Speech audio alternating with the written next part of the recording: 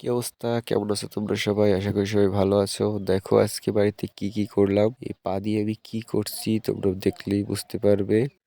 বন্ধুরা, এগুলোকে খড়ি ভাঙা ধান বলে, যেগুলো মেশিন দেওয়ার পরও এভাবে আস্ত বের হয়ে যায়, সেগুলো পা দিয়ে মাড়াই করতে হয়। আর তাতে যে কতটা কষ্ট তোমরা বুঝতেই পারছো। তারপর সেগুলোকে পরিষ্কার করে গামলা ভর্তি করে বস্তা ভরে তারপরে সেগুলোকে ঘরে উঠালাম। একা একাই মা কাজে ব্যস্ত ছিল, রান্নার কাজে, তো একা সবগুলো করতে হয়েছিল। আমার এই সুন্দর গ্রামে আসো দেখার জন্য। কে কে এভাবে গ্রামের বাড়িতে কাজ করেছো তা অবশ্যই কমেন্টে জানিও। আর কে কোথা থেকে ভিডিওটি দেখছো তাও কমেন্টে জানিও।